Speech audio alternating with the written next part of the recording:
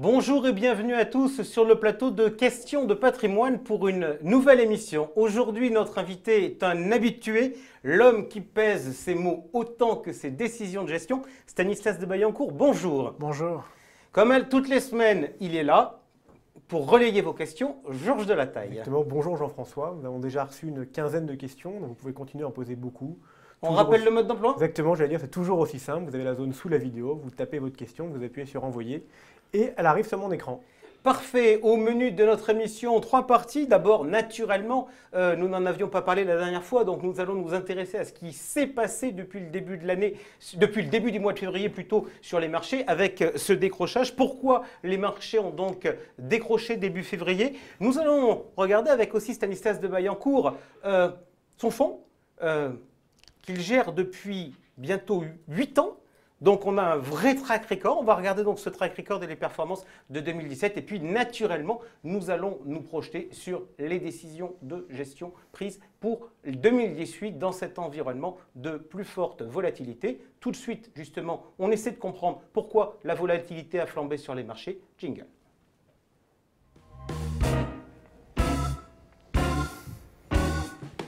Stanislas de Baillencourt, vous êtes donc gérant chez Sycomore Asset Management, gérant du fonds Sycomore Allocation Patrimoine. La question est simple, pourquoi cette forte baisse des marchés au mois de février?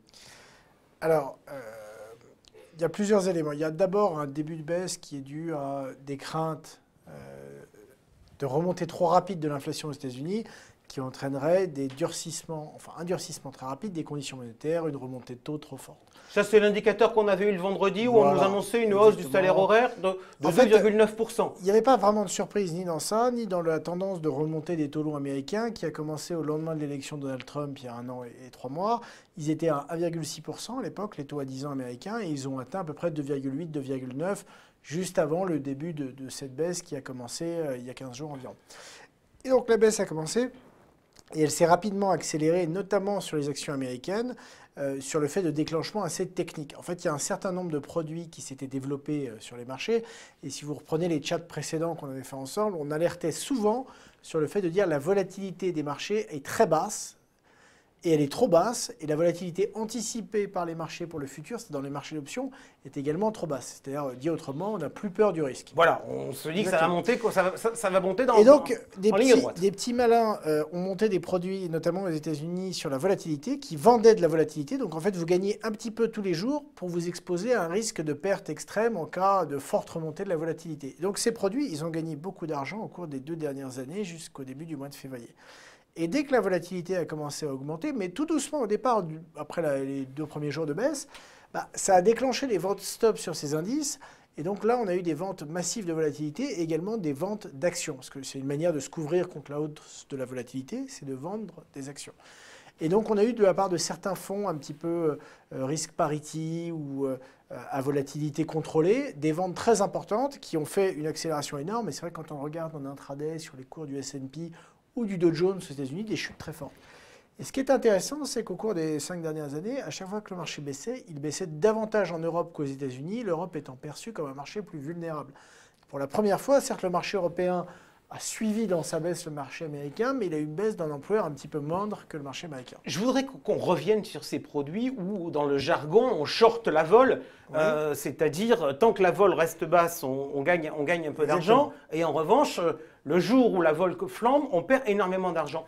En 2008, lorsqu'il y a eu la crise des subprimes, on a découvert que les particuliers avaient des subprimes et que ces produits-là étaient des produits toxiques. Ces produits où on short la vol, ils sont aussi toxiques que les subprimes ou pas? Alors il y a 2 choses. C'est d'abord les subprimes, avant d'être dans les portefeuilles, c'était un produit économique, qui était un mauvais produit, qui n'aurait jamais dû exister. C'est-à-dire qu'on prêtait de l'argent à des gens qui n'avaient aucune capacité de remboursement. Donc ça, c'est la première erreur. Et la deuxième erreur, c'est qu'on a dit que c'était des produits moyennement risqués, alors que c'est des produits ultra risqués, et on les a mis dans un portefeuille d'un certain nombre d'investisseurs institutionnels, banques et particuliers. Shorter la vol, c'est un produit économique ou pas? Shorter la vol, ça n'a rien d'économique. Donc déjà, ce n'est pas un produit qui est lié à l'économie réelle. C'est un produit qui est marginal en termes de poids sur les marchés financiers. Et entre guillemets, la baisse du marché due aux liquidations de ses positions sur la volatilité, elle est en grande partie terminé. Donc peut-être qu'il restera encore devant nous quelques jours d'impact là-dessus, mais c'est beaucoup plus fort que les premiers jours où ils ont dû évidemment déboucler en catastrophe l'ensemble de ces positions. Donc là, vous êtes en train de nous dire que les positions qui, entre guillemets, étaient liées à la volatilité ont été très largement nettoyées? En majorité. Après, en fait, ce qui se passe, c'est qu'ils débouclent leurs positions en fonction des pertes qu'ils ont, des besoins, etc. Et il y en a certains qui regardent ça sur l'augmentation de la volatilité sur 1 jour, 2 jours, et parfois sur des horizons un peu plus longs, et donc ils débouclent au fur et à mesure du temps. Donc là, une grosse partie de ces débouclages techniques a été fait, mais en même temps, ces débouclages, c'est aussi dans l'autre sens, quand ils avaient été mis en place, ce qui a fait un peu la hausse des marchés américains au cours des 4 ou 5 derniers mois. Si vous regardez le mois de décembre, il monte quasiment tous les jours, alors que le marché européen est beaucoup plus volatile, il a baissé sur la deuxième quinzaine de décembre. Donc on a eu une décorrélation, et donc finalement, on a eu le débouclage de ces positions, et donc on a rendu ce qui avait été gagné dans l'autre sens. Ok, vous nous dites qu'il y a la situation de la sphère financière, il y a aussi la sphère économique. Est-ce que pour vous, ce qui s'est passé sur les marchés en ce début février change la donne d'un point de vue macroéconomique et microéconomique? Pas du tout. Mais les marchés sont toujours drivés sur le moyen long terme par et la macroéconomie et surtout la capacité des entreprises à tirer profit de cette amélioration économique par une croissance de leurs résultats. C'est ça ce qui drive la perte des marchés si on regarde l'horizon 3 ans, 5 ans, 10 ans devant nous. Et en même temps, sur le court terme, il y a plein de choses qui influencent les marchés, des choses qui sont d'ordre de la politique, du sentiment, des flux, etc. Là, c'est vraiment ce qu'on vient de connaître, c'est-à-dire qu'il n'y a pas eu de nouvelle économique qui change dramatiquement l'environnement. Hormis ce fameux chiffre d'inflation. Non, mais le chiffre, l'inflation aux États-Unis, elle augmente depuis plusieurs mois, depuis plusieurs trimestres. Et on se doute bien qu'avec un prix du baril du pétrole qui a remonté dans un pays où il n'y a pas l'amortisseur des taxes, ça va avoir un impact sur l'inflation. Donc ce n'était pas une surprise en tant que tel ce chiffre, ce qui est le chiffre d'inflation. Puis après, il y avait ce qui était lié à ça, le chiffre sur la hausse des salaires, ce qui était également un driver d'inflation future. Mais il n'y a pas de surprise sur cette tendance. Et ça témoigne par ailleurs une certaine vigueur de l'économie américaine. Et en Europe, c'est la même chose. Tous les chiffres de croissance sont plutôt bons. Ils sont dynamiques. Et on aura une année 2018 qui, à nouveau, sera une année de croissance supérieure à 1,5%. Quid de la situation sur les taux? États-Unis, vous voyez combien de hausses de taux? Écoutez, on se porte, ce sera peut-être 3, peut-être 4. Ce qui compte, c'est la dynamique du mouvement qui est enclenché, qui se poursuit. Peut-être qu'on en aura 3, peut-être qu'on en aura 4, ça sera entre les deux. Est-ce que le retour de la volatilité peut pousser la Fed à être plus prudente? Je ne pense pas. En tout cas, il faut bien voir que ce qui s'est passé là, on s'est déshabitué de la volatilité depuis 2 ans sur les marchés, hors événement du Brexit qui a été très court. Mais une baisse de 10% sur l'espace d'une semaine, si vous prenez les marchés sur une échelle de 10 ans, ça arrive plusieurs fois par an. Donc c'est tout à fait normal. Il n'y a pas de quoi faire une édition spéciale. Exactement. La seule chose, c'est que comme on n'était plus du tout habitué à ça, tout le monde dit, voilà, c'est un crack. Mais non, un crack, ça porterait plutôt 20 ou 30%. Là, on a baissé de 10. Et finalement, on est en territoire négatif depuis le début de l'année, mais on n'est pas très loin. On est entre moins 3 et moins 5% en fonction des indices. On est le 15 février. Donc ça n'a pas non plus été une baisse massive. Donc ce n'est pas de nature à inquiéter les banques centrales, ça fait partie de la volatilité naturelle des marchés financiers qu'on avait eu tendance à oublier. Ok, si l'on regarde les taux, donc vous nous annoncez des hausses de taux aux États-Unis, on est d'accord pour dire qu'il n'y en aura pas en Europe? Pas en 2018, je pense qu'on aura rapidement, début 2019, donc dans à peu près un an, un début de normalisation sur la partie courte, c'est-à-dire la remontée des taux courts qui sont aujourd'hui négatifs à moins 0,40, pour les ramener vers 0, ça interviendra probablement au premier semestre 2019. Si on a une déconnexion des politiques monétaires, est-ce que l'on peut avoir une déconnexion des performances des marchés boursiers entre l'Europe et les États-Unis? On va dire que l'Europe et les États-Unis, les cycles ne sont pas complètement déconnectés, ils sont juste à des phases différentes dans le cycle. Ils ne sont pas parfaitement alignés en termes de phasing. Est-ce qu'on peut avoir une déconnexion des marchés? Je ne pense pas. On peut tout à fait avoir des marchés actions américains qui montent peu et des marchés européens qui montent davantage. Mais on ne peut pas avoir des marchés américains en forte baisse et des marchés européens actions en hausse, ça c'est certain. Mais en même temps, sur le marché américain, il y a un certain nombre d'éléments positifs qui finalement peuvent rallonger un peu cette fin de cycle et lui donner un dernier souffle haussier. Lesquels? La baisse de la fiscalité qui va avoir un impact direct dès 2018 sur les résultats nets des entreprises. Et deuxièmement, la baisse du dollar qui fait que tous les résultats faits à l'étranger par les entreprises américaines augmentent. On est passé, parce que le dollar a évidemment baissé contre l'euro, il était à 1,05 l'année dernière, il est à 1,23 en ce moment, donc ça a un impact très fort, mais il a baissé contre l'ensemble, ou en tout cas les grandes devises du monde. Donc toutes les activités internationales vont être plus profitables rapportées en dollars. Ces deux éléments, c'est également de nature à amener des révisions en hausse des perspectives de résultats des entreprises américaines.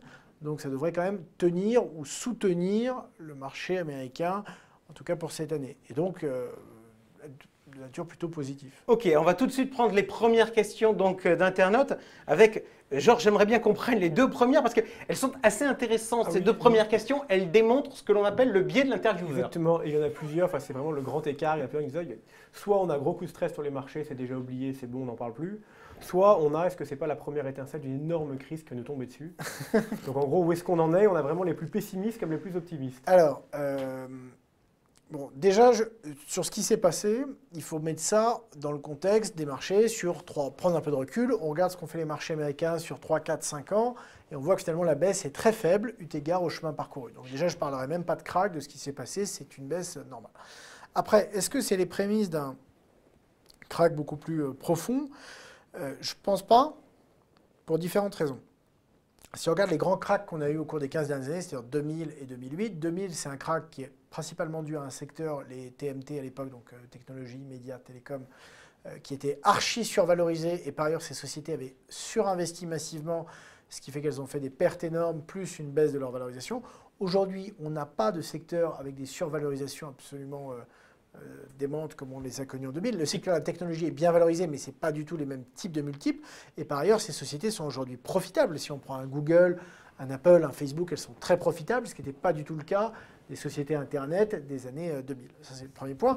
Et la crise de 2008, c'était une crise qui était notamment de trop de risques, trop d'endettement, trop de risques dans les banques, chez les acteurs financiers, et trop d'endettement des ménages et des entreprises. Aujourd'hui, on est tous d'accord pour dire que les entreprises sont beaucoup plus prudentes, elles sont moins endettées.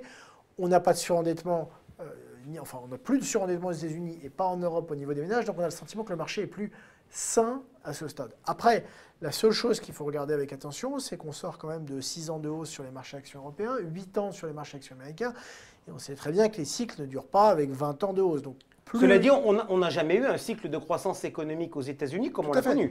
Le cycle s'accompagne. En fait, ce qui s'est passé aux États-Unis, c'est que la croissance n'a jamais été extraordinaire au cours des 8 dernières années. Et finalement, le fait qu'elle ait toujours été un petit peu en dessous des espérances, des attentes, ça fait qu'il n'y a pas eu de surchauffe massive qui souvent crée un peu une bulle de fin de cycle. Et après, ça dépérit. On a une croissance finalement un peu plus lissée, mais peut-être plus longue et rallongée maintenant par ces petits éléments, la baisse de la fiscalité, etc., qui sont des éléments positifs.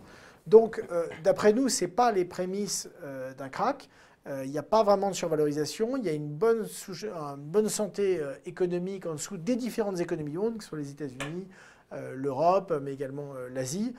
Donc, on ne voit pas ça comme les prémices d'un crack. Est-ce que la baisse est finie? Pas forcément non plus. On a baissé de 8 à 10% en fonction des grandes places.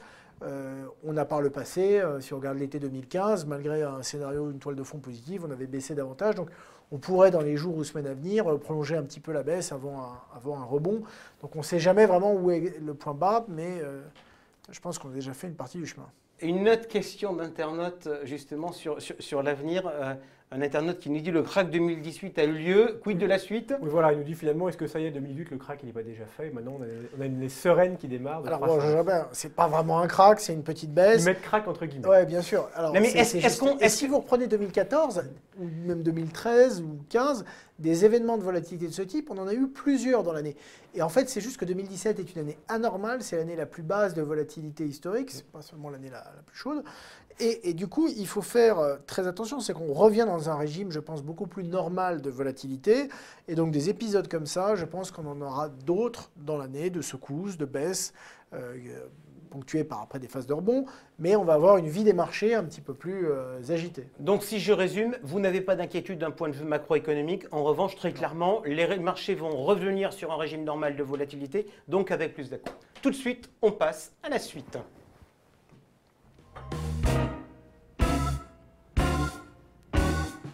Alors la suite, c'est parler des performances de 2017. Vous allez me dire, bah, ça fait loin, 2017, etc. Oui, mais comme Stanislas de Bayancourt vient de nous dire que finalement, ce n'était pas un crack, qu'il fallait relativiser un peu tout ça, je voudrais justement qu'on essaie un peu de regarder vos pertes de 2017 et puis de regarder un peu le comportement général du fonds depuis que vous le gérez, c'est-à-dire depuis décembre 2009.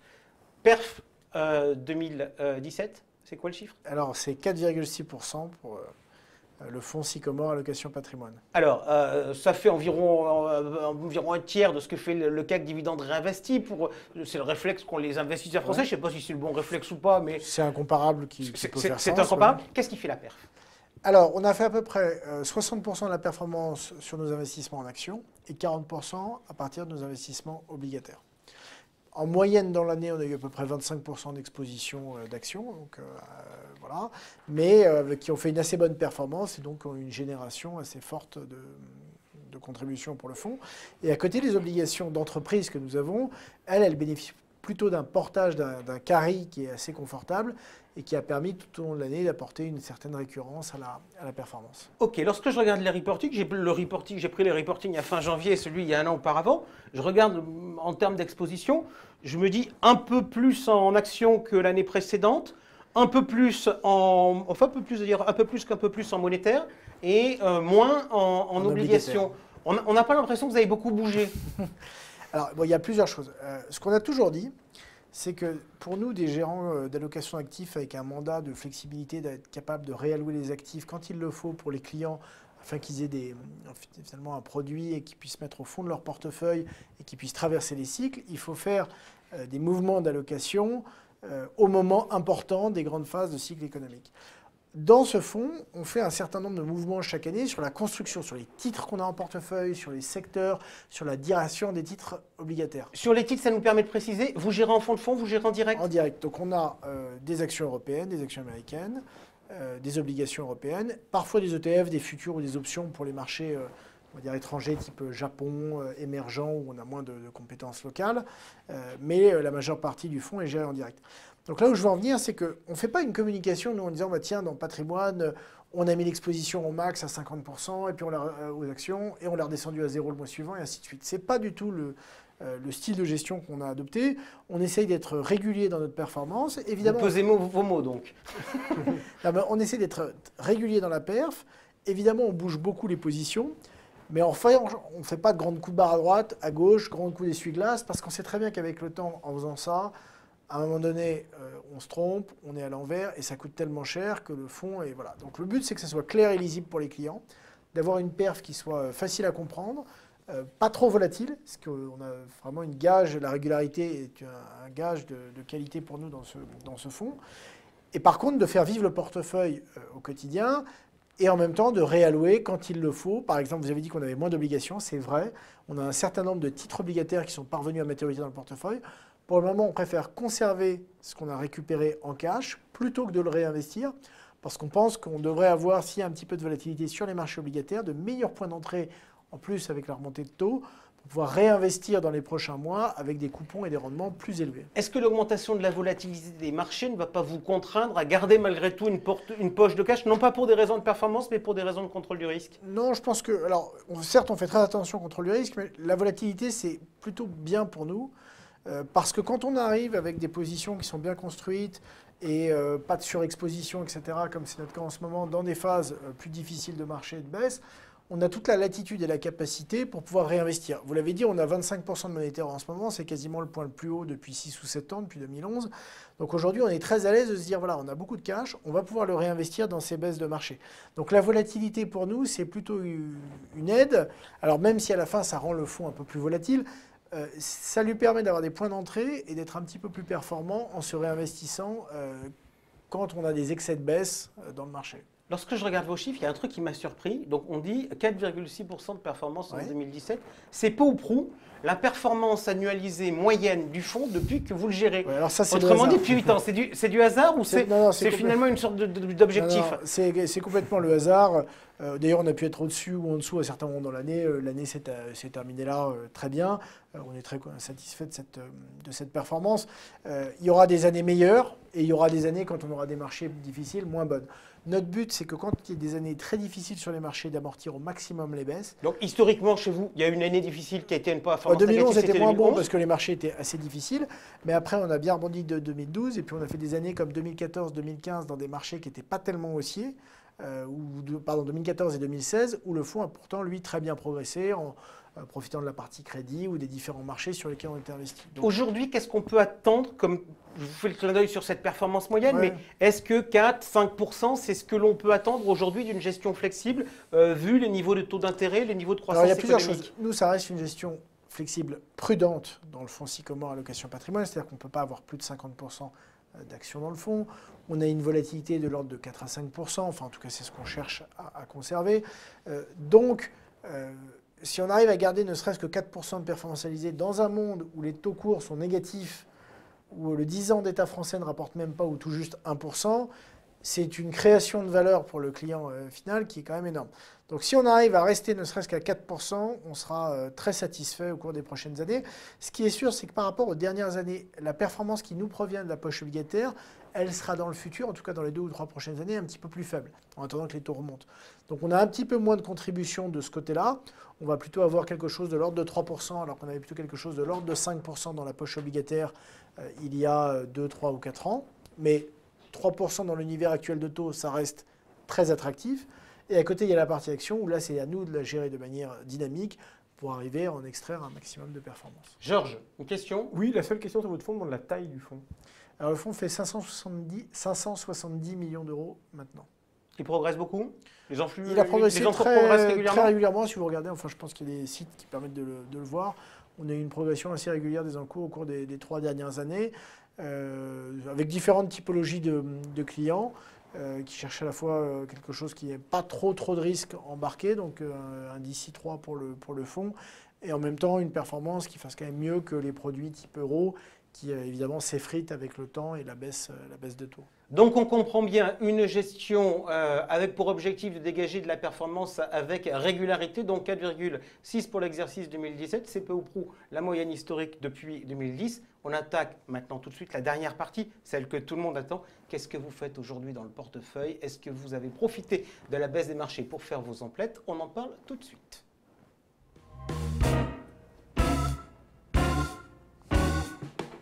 Stanislas de Baillancourt, gérant de Sycomore Allocation Patrimoine. La dernière fois qu'on s'était vu, vous étiez à un peu plus de 20% en actions. Ouais. Comment vous avez bougé? Est-ce que vous avez changé de stratégie avec la baisse des marchés du début du mois? Alors on a commencé à réinvestir en effet depuis le début du mois sur un certain nombre de secteurs ou de valeurs qui nous paraissent attractives. On aime bien le secteur pétrolier, notamment les grandes pétrolières comme Total, qui, notamment avant les résultats, puisqu'elle a publié ses résultats jeudi dernier, avait pas mal baissé. Donc ça a généré pour nous des points d'entrée. Donc on a fortement renforcé ces valeurs-là. On a également renforcé le secteur bancaire qui, dans tout ce mécanisme de hausse de taux, y verra à terme un surplus de rentabilité et par ailleurs présente encore des valorisations assez attractives. Donc on a une position maintenant en Société Générale. On avait une grosse position en Unicredit qui a publié de très bons résultats. Là, on l'a plutôt allégé. Et puis, on a également après une position sur l'ensemble du secteur, sur quelque chose de plus indiciel. Pardon, c'est très value tout ça? Alors, c'est vrai. On essaie de faire attention à ne pas avoir trop de biais sur un style ou l'autre. Et depuis le début de l'année, il y a quand même une forte sous-performance on va dire des belles valeurs de croissance. Si vous regardez le cours de Danone, malgré un excellent management, enfin, pour ceux qui ont la chance de le voir lors de la journée que Sycomore a organisée. Qui était la semaine dernière? Qui était la semaine dernière. Mais si on regarde par exemple L'Oréal, les résultats de la semaine dernière étaient très bons. Il n'y avait plus de position sur L'Oréal dans le patrimoine depuis 2 ans, parce qu'on trouvait que c'était devenu un petit peu cher. Et là, on a retrouvé des points d'entrée. Elle a perdu à peu près 10% depuis ses points hauts. Et donc, on a refait une position sur L'Oréal dans le patrimoine. On a également renforcé dans ce qui est beaucoup plus qualité ou visibilité, le secteur de la pharmacie avec Sanofi, qui a un titre qui est assez peu cher, qui a fait 2 acquisitions cette année, qui a, on va dire, un momentum boursier assez faible, puisque le titre a beaucoup retracé depuis 1 an maintenant. Et on retrouve des points d'entrée très attractifs sur un secteur qui n'a pas été très acheté. Donc on essaie d'équilibrer, de ne pas faire que des bancaires, des minières et des pétrolières, qui sont par ailleurs des secteurs où on était très peu par le passé, donc on est revenu dessus et on en a bien profité. Mais on essaye de garder un bon équilibre entre ça, des secteurs plus croissance qualité, on a également de l'air liquide en portefeuille, et également un peu de small et mid cap qui ont un bon dynamisme. Mais on essaie aussi de ne pas n'avoir que ça, parce qu'après 5 ans de très bonnes performances sur les small et mid cap, on arrive aussi aujourd'hui à des niveaux de valorisation qui sont un peu plus élevés. Vous avez 25% de monétaire. Vous nous avez dit que c'était principalement parce que vous aviez soldé une partie de vos positions sur la partie taux, vu le niveau des taux d'intérêt. Vous pourriez descendre jusqu'à combien en monétaire? Parce que vous allez monter jusqu'à combien? Enfin, vous allez Ouais. descendre. Vous pourriez descendre le monétaire jusqu'à combien? Parce que en termes de gestion du risque, ça n'allait pas avoir vendu des obligations pour racheter des actions. Non, alors, les risques sont quand même différents. Oui, bien sûr. Il y a deux choses. Si vous regardez en 2014, on était investi à 100%. On avait quasiment 0% sur le monétaire, donc on n'a aucun problème. En fait, on n'a pas structurellement intérêt à avoir du monétaire. Encore plus en Sauf ce que moment. La situation de taux de 2014 ou d'aujourd'hui, elle n'est pas tout à fait la C'était même. plus attractif en 2014. Du coup, pour nous, ce n'est pas une volonté d'avoir du monétaire, c'est le fait de dire aujourd'hui, à ce prix-là, on ne trouve pas assez d'opportunités pour investir davantage dans l'obligataire, ce n'est pas suffisamment rentable. Donc on conserve du monétaire parce qu'on pense qu'à court moyen terme, donc en gros dans les 3 à 6 prochains mois, on aura des points d'entrée pour acheter de l'obligataire dans de meilleures conditions sur l'obligataire d'entreprise avec des maturités de l'ordre de 3, 4, 5 ans.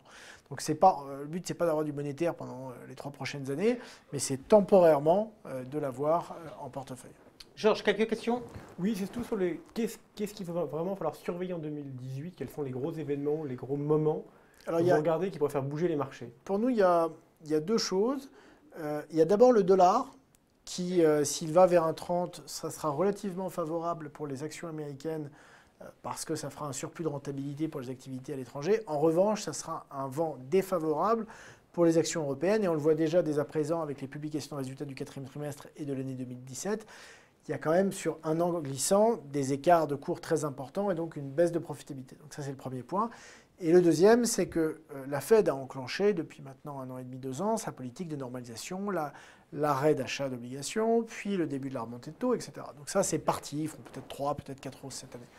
Ce mouvement de transition, il va être fait, ou en tout cas amorcé, dans la deuxième partie de l'année 2018. Donc la BCE va commencer à communiquer dessus, peut-être à partir du printemps. Et donc là, c'est évidemment un moment ultra délicat en termes de communication pour la BCE, parce qu'on sort de 5 ou 6 années où on a mis le marché sous perfusion d'injection monétaire. Et ça, pour nous, c'est un élément clé. Ce n'est pas un élément de caractéristique fondamentale, c'est plutôt un élément de communication. C'est que si la BCE rate sa com, à un moment donné, fait peur au marché, et le marché pense que les taux vont remonter trop vite, on peut avoir là des mouvements violents sur le marché obligataire. Et évidemment, ça fera également baisser le marché actions, qui sera pris dans la volatilité. Est-ce qu'il n'y a pas un problème Draghi sur le sujet? Parce qu'en l'occurrence, on dit de la BCE, mais celui qui fait la conférence de presse, c'est toujours le patron. Oui, non, mais là-dessus, donc, il y a autrement pas de dit, débat. c'était Janet Yellen et c'est Mario Draghi. Et autrement dit, Mario Draghi va être obligé de faire une communication sur une politique monétaire sur laquelle il ne sera pas décisionnaire, puisque l'année prochaine, il quittera ses fonctions. Alors déjà, il est quand même encore là jusqu'au mois d'octobre 2019, donc il va faire une grande partie de l'année 2019, et tous les changements, ils vont intervenir d'ici à son départ. Parce que l'arrêt des achats, pour le moment, il est prévu en septembre. Et il a dit que les taux seraient normalisés après, enfin, well past en anglais. Donc ça sera peut-être premier trimestre, deuxième trimestre 2019. Donc là aussi, le retour des taux courts de moins 0,40 vers 0, c'est lui qui va l'amorcer. Donc tout le début de cette politique de remontée et de normalisation, c'est quand même lui qui va la faire. Et c'est quand même on voit bien que c'est très délicat, la communication là-dessus, parce que les marchés sont extrêmement sensibles à ce type d'informations, donc il va marcher sur des œufs. Donc fondamentalement, ce n'est pas un risque de baisse de la croissance, de la profitabilité, c'est un risque plutôt de marché pur. On a des marchés très particuliers depuis quelques années qui ont été vraiment drivés par les banques centrales qui les ont énormément aidés, entre guillemets. Et donc évidemment, au moment où il va falloir que les banques centrales redeviennent à une position plus neutre. Est-ce que les marchés peuvent être drivés par les bénéfices et par les révisions des bénéfices? On a vu ça un peu en 2017. Alors, non, mais c'est tout à fait vrai. Nous, on pense que la hausse des marchés actions, en tout cas européens, sera en ligne ou proche de la hausse, de la progression des résultats. Ça, c'est à horizon 1 an, toute chose égale par ailleurs. On sait très bien que toute chose ne sera pas égale par ailleurs. Et donc, dans les sources de volatilité qu'on aura au cours de cette année, je pense que la gestion des taux d'intérêt et le pilotage de la communication de la BCE sera, d'après moi, le point le plus sensible pour les marchés et pour le risque de volatilité. Une dernière question courte, Georges. Oui, on nous dit du coup plutôt confiant pour 2018 ? On est assez constructif. On a quand même un monde en croissance. On a le marché américain qui est poussé par quelques bonnes nouvelles qui vont encore l'accompagner pour cette année 2018. On a des entreprises européennes qui ont encore du potentiel pour améliorer leurs marges, un certain nombre de secteurs qui sont en amélioration, les bancaires, les secteurs pétroliers. Donc oui, plutôt globalement confiant, mais ça sera un marché plus volatile, donc il faudrait être peut-être plus dynamique et plus réactif. En tout cas, nous, on s'est positionné comme ça. Comme vous l'avez dit, on a du monétaire. On est là pour le réinvestir dans les phases de marché plus volatiles en profitant de ces phases-là. Ça a commencé un petit peu la baisse là, depuis 15 jours, donc on a commencé le mouvement. On ne l'a pas tout fait parce que Évidemment, on ne sait jamais quand la baisse s'arrête, mais on trouve déjà des choses attractives. L'ambition en termes de performance, c'est d'être dans les clous de la moyenne historique? Non, il n'y a pas on ne donne jamais de chiffres précis, en tout plus, qui plus est sur un an, parce que voilà. Mais c'est vrai que sur à horizon de 3 ans, si on peut arriver à avoir des performances peut-être un petit peu moins bonnes que ce qu'on a fait par le passé, mais toujours attractives et supérieures à celles des fonds en euros, on sera très satisfait. Stanislas de Baillancourt, merci beaucoup d'avoir été des nôtres ce soir. Georges, un petit mot avant que vous ne partiez en vacances, j'imagine. Les Parisiens partent en vacances. Nous faisons la trêve des vacances scolaires, mais pour tout dire, moi je ne pars pas en vacances, c'est bien triste. Et on se retrouve juste après les vacances avec 2 clubs experts, le club expert IMO et le club expert flexible. Donc on sera ravis de vous retrouver. Voilà, rendez-vous donc, merci à vous tous d'avoir été des nôtres et rendez-vous donc la prochaine fois pour ces 2 clubs experts. Bon, vacances à vous si vous êtes en vacances et bon boulot pour les autres, à bientôt, ciao.